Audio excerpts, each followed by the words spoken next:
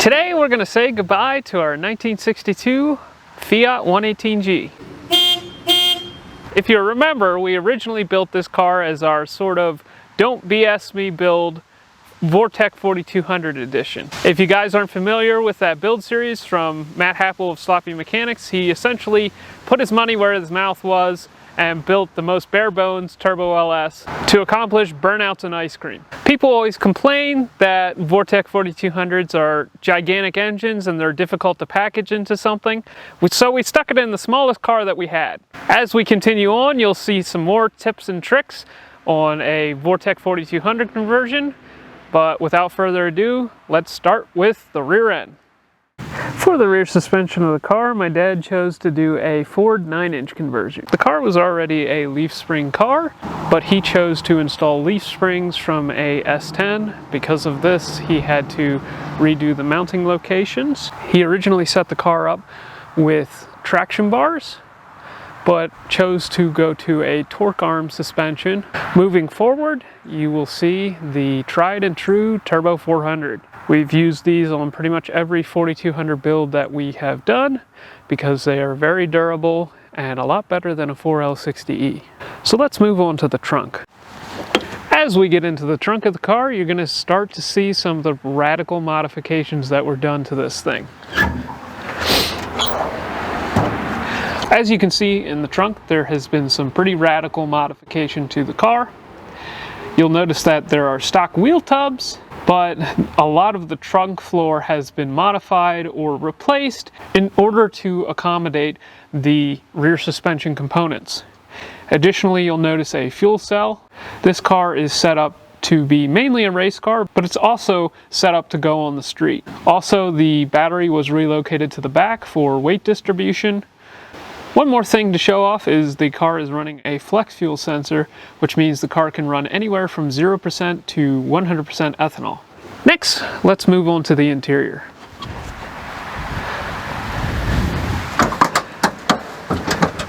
Moving on to the interior, you will notice that it is pretty bare bones.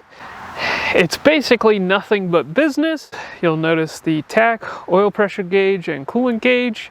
Not a whole lot going on there, and that's kind of the point. You notice that the transmission tunnel has been significantly reworked. This was in order to house the Turbo 400 in the car. We chose to go with a B&M quarter stick shifter, and everything's better with a two-step button.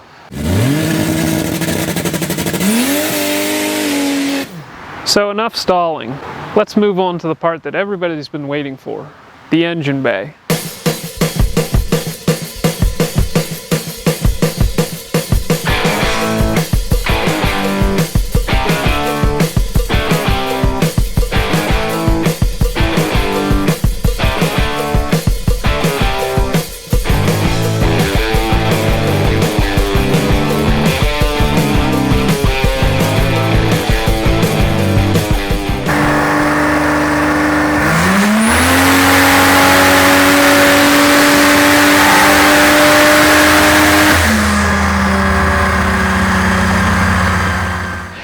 Let's talk about the business end of the Fiat.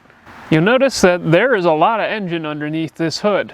As I mentioned earlier, we did this as sort of a don't BS me build, paying homage to the Sloppy Mechanics YouTube channel. This is a 2002 Vortec 4200. This is a GT 3582. Right off of eBay, they're about $100, and it is performing flawlessly on this car.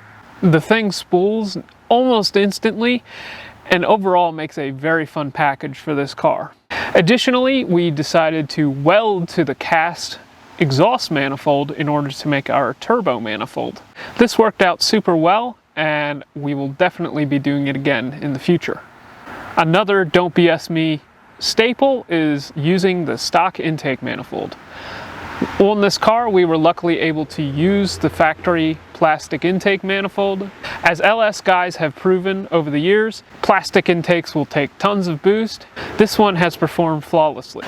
Additionally, we have some of the 06 Plus coils installed on the car, which I make an adapter kit to install on the 02 to 05 engines.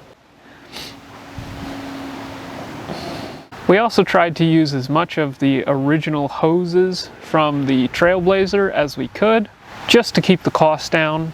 And we chose to go with an air-to-air intercooler, which has been working really well in this car.